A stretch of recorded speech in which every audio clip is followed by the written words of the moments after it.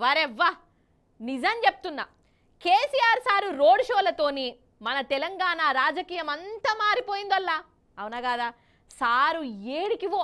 ఉచికే పోతే రాలనంత జనం కదా ఇక సారు స్పీచ్లతోని పాలేవో నీళ్ళేవో మంచేదో మోసమేదో అందరికీ మంచిగా సమజైంది కదా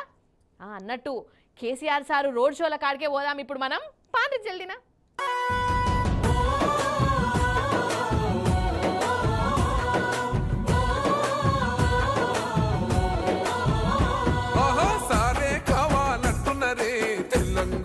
పల్లెలల్లా మల్ల కారే రావాలంటున్నరే తెలంగాణ జిల్లాలల్లో సారే కావాలంటున్నరే తెలంగాణ పల్లెలల్లా మల్ల కారే రావాలంటున్నరే తెలంగాణ జిల్లాలల్లో ప్రత్యేక రాష్ట్రం తెచ్చినోడు పండుగల్లే పల్లెకొచ్చినోడు జనమంతా జై కొట్టి పలికండి పేరు జనము బిడ్డ మన కేసీఆర్ సారే మన సారే అగ చూడుర్రి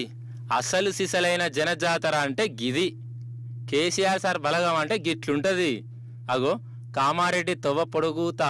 ఎటు చూసినా జనాలే జనాలు జనాలే జనాలు అయితే కేసీఆర్ సార్ బస్సు యాత్ర తొవ్వల ఇందల్వాయి టోల్ ప్లాజా దగ్గర రోడ్డు పక్క పంటున్న హోటల్కు పోయిండోల్లా ఆడ జరసేపు ఆగి పకోడీలు తిని షాయ్ ఆగిండు ఇక సారు ఆ హోటల్కి వచ్చిండని ఎరుకవుడుతూనే లోకల్ జనాలు ఆడి కొరుకొచ్చి సారుకు మంచి చెడ్డ చెప్పుకున్నారు సెల్ఫీ ఫోటోలు దిగి సంబరపడ్డారు ఇక కామారెడ్డిలో సార్ అడుగు పెట్టంగానే జనం చూడురి ఎట్లా జేజేలు చెప్తుర్రో అసలు కాంగ్రెస్ వల్ల మోసమేంది వాళ్ళు ఏ తీర్ల జనాలను దోకా చేసిర్రు మన కారు పార్టీ ఉన్నప్పుడు తెలంగాణ ఎట్లుండే ఇప్పుడు ఎట్లున్నది గవన్నీ చెప్పుకొచ్చిండు ఇనాలే మీరు ఇక కాంగ్రెస్ పార్టీ అరిచేతిలో వైకుంఠం చూపించి అడ్డగోలు హామీలు ఇచ్చి అధికారంలోకి వచ్చింది కాంగ్రెస్ పార్టీ కేసీఆర్ కళ్యాణ లక్ష్మికి ₹1,00,000 ఇస్తున్నాడు మేము తులం బంగారం కల్పిస్తామన్నారు ఎక్కడన్నా వచ్చిందా తులం బంగారం రాలే కదా రైతు బంధు అందరికి పడ్డదా నిజమా మొన్న 9 తారీఖు లోపల వేస్తానని ముఖ్యమంత్రి వచ్చిందా ఇంకా కూడా రాలే ఇక రాదు ఎందుకంటే ఆయన్నే కుట్ర చేసి ఎలక్షన్ కమిషన్కు తెలియజేసి దాన్ని మళ్ళీ ఆయన్నే బ్యాన్ చేసిండు ఇప్పుడు ఏమంటాడు ఇక రైతు బంధు రాదు అయిపోయింది దాని కథ ఒడిచిపోయింది మళ్ళీ రేపు కూడా ఏమంటాడు 5 ఎకరాలు ఉన్నోనికే వేస్తా అని మాట్లాడతాడు 6 ఎకరాల రైతు ఏం తప్పు చేసిండు 7 ఎకరాల రైతు ఏం తప్పు చేసిండు ఈ రకంగా రైతు బంధు ముంచిండ్రు కరెంటు పోయింది మంచినీళ్ళు పోయినాయి వడ్లు కొంటున్నారా కొంటలేరా 500 బోనస్ వస్తున్నదా బోనస్ బోగసే అయిందా 2 లక్షలు మాఫీ చేస్తా డిసెంబర్ 9 నాడే సంతకం పెడతా మీరు ఉరుకుని బ్యాంకులకు పోయి 2 లక్షలు అప్పు తెచ్చుకోమన్నాడు వచ్చిందా 2 లక్షల రుణమాఫీ రాలేదా ఇప్పుడు ఏం చేస్తాడు ముఖ్యమంత్రి ఏ ఊరికి పోతే ఆ ఊరి దేవుని మీద ఒట్టు అంటే ఒట్లు పెట్టుకున్నాడు కేసీఆర్ను తిట్టుడు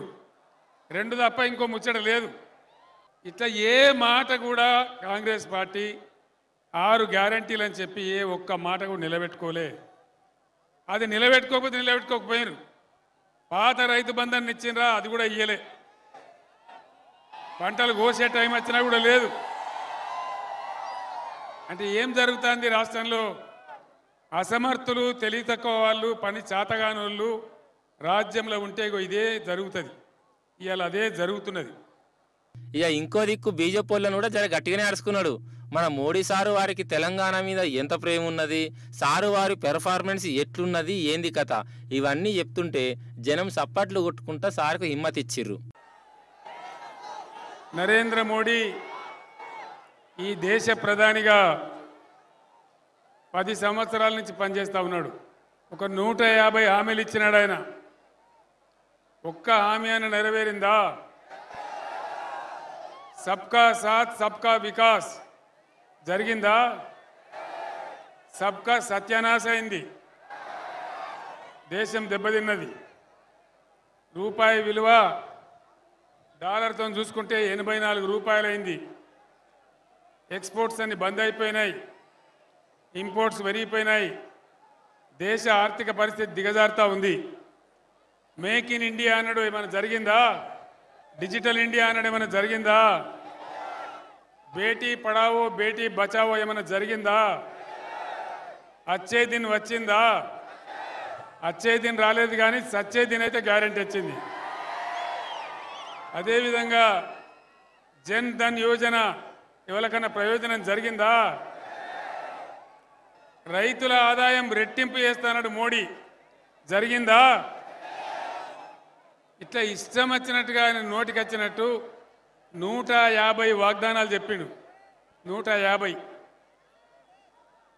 ఒక్కటి కూడా అమలు కాలే. దేశ ప్రతిష్ట మంట కలిసింది,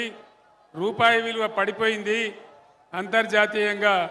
మన దేశ ప్రతిష్ట దెబ్బతిన్నది. ఇది వాస్తవం. ఈ రకంగా బీజేపీ పరిపాలన మనకు ఏ రకమైన మంచి చేయలేదు. పైగా మనకున్న 2 నదులను, కృష్ణా గోదావరి నదిని తీసుకుపోయి వేరే వాళ్ళకి ఇస్తా అని చెప్తాడు. బీజేపీ ఎప్పుడైనా దోపిడీదారుల పార్టీ, పెట్టుబడిదారుల పార్టీ తప్ప అది పేద ప్రజల పార్టీ కాదు. పేదలకు ఏమాత్రం లాభం కూడా చేయదు. ఎక్కడ ఈడ కాదు, భారతదేశం నలుమూలల ఎక్కడ కూడా మంచి చేసిన దాఖలా ఒక్కటి కూడా లేదు అని చెప్పి నేను మనవి చేస్తా ఉన్నా. ఎంతసేపు మత విద్వేషం పెట్టాలి, ప్రజల మధ్య చిచ్చు పెట్టాలి, గందరగోళం చేసుడే తప్ప ఏ ఒక్క మంచి పని కూడా ప్రజలకు జరిగినటువంటి పరిస్థితి లేదు. అందువల్ల బీజేపీ పార్టీ మనకు పనికి రాదు. దానికి ఓటేసినా